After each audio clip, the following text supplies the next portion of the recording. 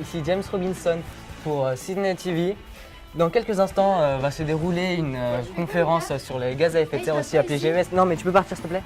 Vont donc s'affronter le Premier ministre, des ONG, des industriels et la représentante des aborigènes. Donc maintenant nous allons les retrouver et on espère que cette conférence aura de sérieuses répercussions sur les propos que vont tenir le gouvernement lors de la COP21. Bonjour.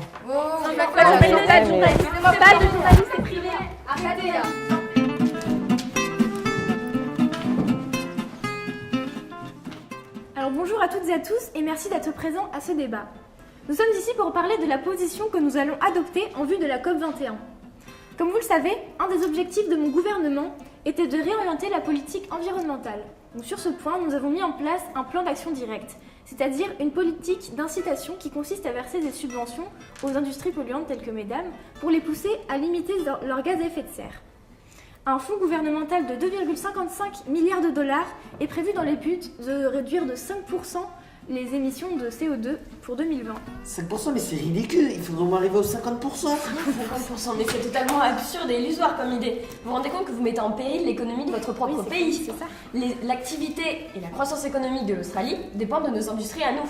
Je suis tout à fait d'accord avec vous, Madame Bradford. Votre objectif est impossible à atteindre. Comme l'industrie minière, l'exploitation forestière est une activité très importante pour l'économie de notre pays. Nous créons de la richesse et de l'emploi. C'est clairement ça, enfin, Monsieur Smithon, c'est bien beau de rêver, mais c'est totalement impossible et irréaliste. Nous ne pouvons pas nous permettre de réduire leur production. Ils assurent une part essentielle de l'économie australienne. Au contraire, il faut mettre en avant cette activité pour assurer la relance de l'économie.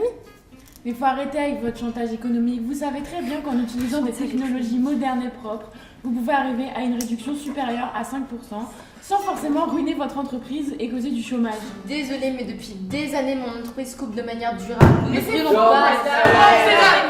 Vous êtes égoïste. L'homme n'est pas seulement là pour s'enrichir. En détruisant la forêt, vous mettez en péril l'identité du peuple aborigène. Oui, et à cause de la déforestation, les espèces endémiques disparaissent et vous empoisonnez les animaux. De plus, le fait de couper les arbres, peu importe la façon, accentue l'effet de serre, ce qui nuit terriblement à notre planète. Et je vous parle même pas de Greg qui brûle les forêts de Tasmanie au Napalm. Mais comment ça, je ne les Mais brûle pas. Calmez-vous et écoutez-vous les uns les autres, s'il vous plaît. Je vous rappelle qu'au niveau international, l'Australie va verser 200 millions de dollars au fonds vert pour aider les pays qui voudraient mettre en place des projets environnementaux pour limiter leurs gaz à effet de serre. Excusez-moi, monsieur le Premier ministre, si je puis me permettre, mais 200 millions de dollars, c'est ridicule. Par rapport au PIB de l'Australie, qui est loin d'être un pays pauvre, nous pouvons verser beaucoup plus.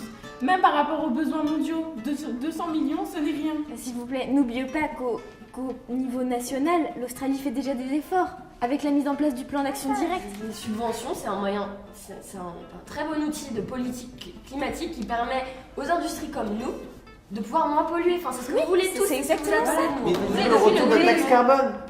Retour à la taxe carbone.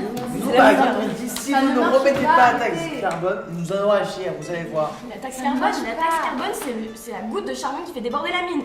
Moi, je n'ai plus aucun intérêt à travailler en Australie si la taxe carbone revient. Donc, je mets la clé sous la porte, c'est simple. La taxe carbone a été supprimée en 2014 car elle ne présentait aucun avantage pour l'Australie. Elle n'aidait pas l'environnement, c'est tout. Elle coûtait cher aux consommateurs à travers leurs factures d'électricité. Et vous savez très bien qu'elle affaiblissait fortement l'économie australienne.